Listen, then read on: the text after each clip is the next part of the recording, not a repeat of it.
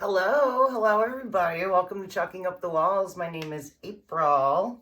Welcome in.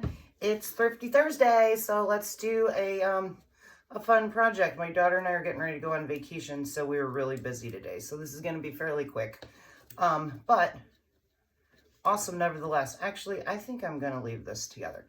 So our two thrifted items that we're going to use today are this embroidery hoop that I found from the Goodwill bins, and then this huge piece of fabric that I found with all these cool, like, Americana, like, just little, this would make, like, I don't know, I think it would make maybe a really cute little pillow, or you can do a lot of stuff with it. It's a huge piece of fabric. But anyway, I am going to make just a cool little decor piece using our fabric hoop here, our embroidery hoop. I think this is going to work. I haven't really tested this theory, but I have hopes.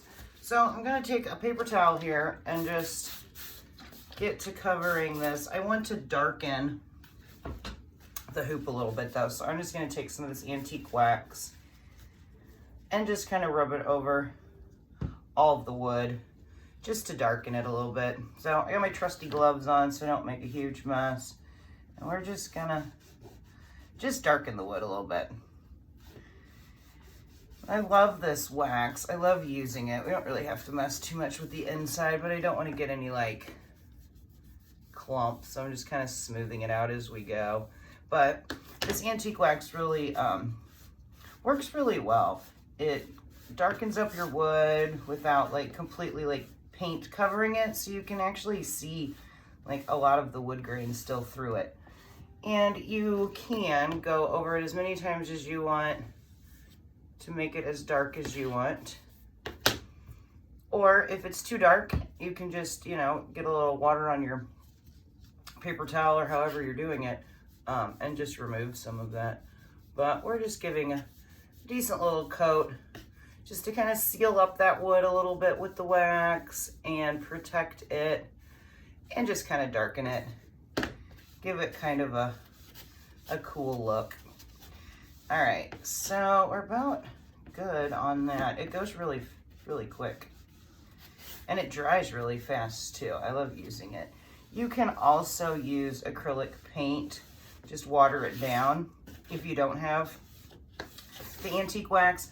But it's fairly inexpensive if you do very many projects. It's worth getting a bottle of it. I do actually need to pop this out and do the top part here, because that top part will show through. All right, let's just kind of do it. And I think that should take care of it. All right, perfect. I got some down here, so let's just smooth it out. Like I said, we don't need to do this part, but I don't want there to be like chunks. So I'm just gonna take one last swipe around it, make sure we got it pretty well good. And I didn't want this super, super dark. If you did want it darker, like I said, you just go over it again. But we have that darkened and looking pretty good. Not exactly even on this side though, so let's just darken it up a little bit more. All right, and that's good. Okay, so while that dries, let's take off our gloves here. Guys, I finally went and got my nails redone. They were in terrible shape, but I got them redone and we're good to go. All right, I am going to just hit this real quick with a little bit, just a little bit of heat to help speed up the drying process there. Pretty good though. Okay, so here's the fun part. Now we've got, like I said, this massive piece of fabric. And now let's see, which design do we want to go in it? I'm thinking I like this Home of the Brave right here. So let's take, we want a little bit to overlap. So let's just go for it, right? No, I really, I really should probably make like a decent little pencil mark so I can see where I'm going. Just gonna kind of go around it, leaving a little bit of edge. Just dark enough where I can kind of see it so I have an idea where I need to cut. And that should be fine. Okay, so let's scoot all this out of the way and then let's get to cutting our fabric. So this is where we wanted. Can I find? Yeah, there it is. Okay. So I'm just gonna go in, we're just gonna kind of go around that pencil mark. It doesn't need to be precise, you know the drill. Crafting is fun, not perfect.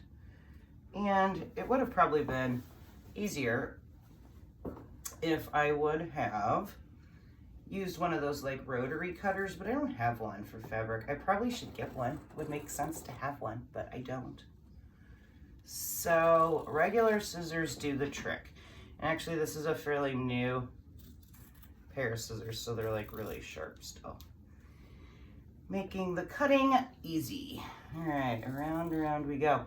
I absolutely love whenever we're thrifting to find scrap pieces of fabric, and they're not always this huge, but I really like using the scrap fabric because A, it's way cheaper to use the scraps that you can find at Goodwill or wherever your thrift shop is than to buy it from a fabric store. Plus, you know,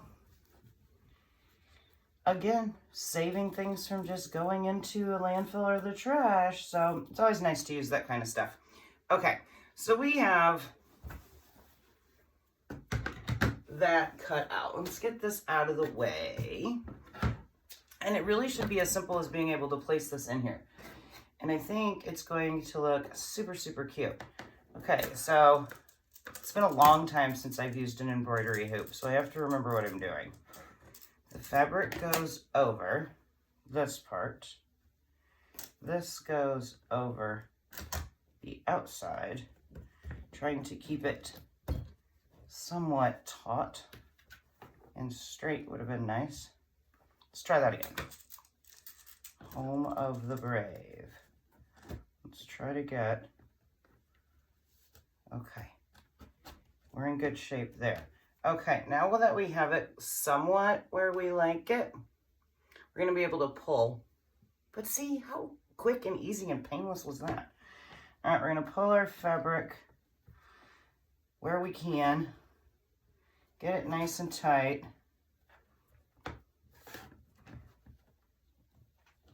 The best that we can here. And you just kind of go around and pull where there's fabric coming out, just so it looks, you know, tight in your frame.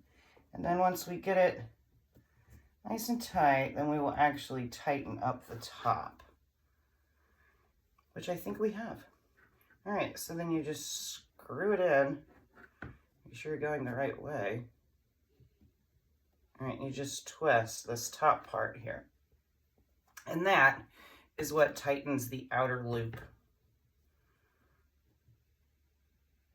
to keep your fabric in place. All right, so you just twist, twist, twist. We want it to get tighter, not looser. I'm going the wrong way again. All right, twist until you can't really twist anymore. And then, like I was saying, this will keep your fabric in place. Just like if you were to be doing an embroidery, you want that fabric to be very tight in there.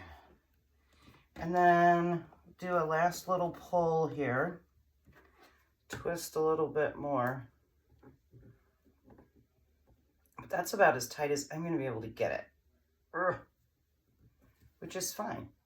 And so it is nice and taut in there and looks great. Could probably tighten this top part a little bit better. And pull. And push. Okay. Awesome. Guys, how fun. How fun. And now we can trim up these bottom and just kind of go around and trim this up a tad right along the edge here. Cleaned it up, that way you can't see all our little scraps. And get this side kind of trimmed along the embroidery hoop. When I was younger, I used to love doing the counted cross stitch. I kind of got away from that, but that's essentially what these hoops are for, is for something like that, you know, where you would put your plain fabric in there and then take your floss and make your design that way. But I decided to do something a little bit different with it.